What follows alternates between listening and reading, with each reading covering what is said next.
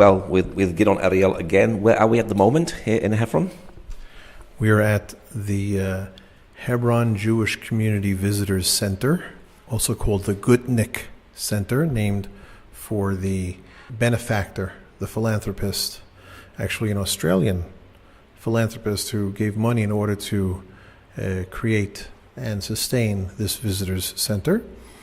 What I'd like to talk to you about is the modern historical Jewish community of Hebron. As I mentioned before, the Jewish community of Hebron is one of the oldest Jewish communities in the world, in the land of Israel. And Jews have lived here for hundreds and hundreds and hundreds of years. But in about 1929, there was a pogrom all over the land of Israel that was most felt here in the Jewish community of Hebron. And why is that? Because the Jews here living in Hebron said, the Muslim Arabs who we live amongst are very good friends of ours. We share each other's homes. We go to each other's weddings and other happy occasions. We don't want anybody to guard us because we don't need it, and just go away from us. Well, that was a mistake on their part, because over 66 Jewish people were killed on the day of that pogrom. And there were more there killed here in Hebron than anywhere else in the land of Israel, even put together. And that was 1929. And the British, who had the mandate in those days here in the land of Israel, decided to exile the Jewish community from the city of Hebron. And except for a small effort to resettle the ancient Jewish community until about 1936, when there was yet another pogrom, but pretty much between 1929 and 1967, there was no Jewish community at all in this ancient, holy Jewish city of Hebron. But after 1967, of course, the IDF liberated the heartland of the land of Israel. And after a while, a very short while, a group of Jews led by leaders including Rabbi Moshe Levinger said, we want to come back and live here in our homeland. It was a mere 19 years ago or more, not too long compared to the hundreds of years that we had lived here. We were kicked out, but it's our land. Look, you can even look in some of these buildings. You can see an indentation in the entryway of the door. You can see that this was a Jewish home because of that mezuzah, because of that scroll that was placed in this chiseled out area in the doorpost. And there are hundreds of houses like that here in Hebron, and sadly all over the world. So it wasn't so easy, because as today, the Israeli government wasn't sure exactly what they were going to do with this windfall of the liberation of the Holy Lands of Israel. So they decided to create the Jewish community of Kiryat Arba, which was a neighborhood built in an open field not far from the ancient city of Hebron. But the Jews wanted to come back to their actual homes in Hebron.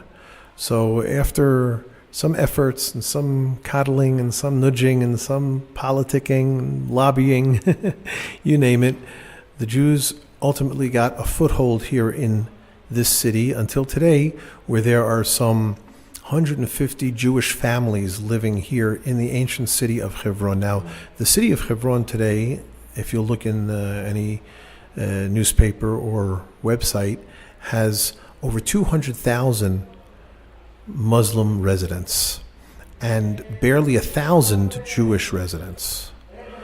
But the Jews are only allowed to live in a very, very small serpentine street with I'd say about a half a dozen apartment buildings. These are, of course, buildings that were owned by Jews before 1929, and in some cases were purchased after 1967, but just like we said before about the entire land of Israel, they were purchased fair and square. Usually, whenever a property is purchased in Hebron, it makes it to the High Court of Justice, the Supreme Court. And so if there's Jews living here, it's because it's passed the kashrut certificate of the Supreme Court of Israel. So what you have here is a mere 3%, even less, closer to one tiny percent of the city of Hebron is the only place where Jews are allowed to go. 99% of the city, Jews are not allowed in at all. And because of the outrageous intifadas that were really terrorist attacks upon Jews in this area over the past 20 years or so, again, the army demanded that there would be no Arabs given free passage in this small area. And again, the court system upheld it because it's just impossible. You need some sort of a way to make sure that terrorists won't infiltrate and kill innocent civilians. That's the entire rationale for a government at all. So while many international media will look at this street and say, you see, the Jews have kicked out the Arabs, of course it's the other way around. 99% of the city of Hebron, which is where Jews had lived for centuries, that is the part that is Gidon Ariel, that Jews are not allowed in at all. And so today you have this visitors center, and further down the street where we'll be going, you have a museum dedicated to the history of the Jewish people in Hebron. And throughout the city of this small section of the city of Hebron, you have upright and strong families, because it's not an easy city to live in.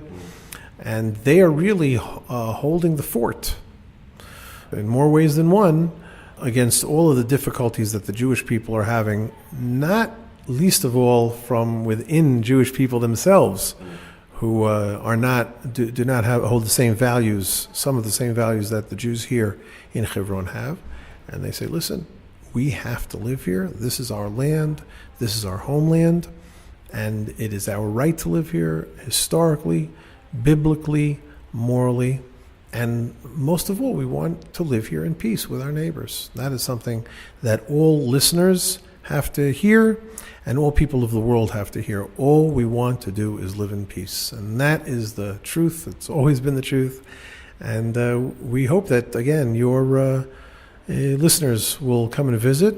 My name is Gidon Ariel, and I'm always happy to lead tours here in the city of Hebron. And I'll be happy to speak to your listeners again as well.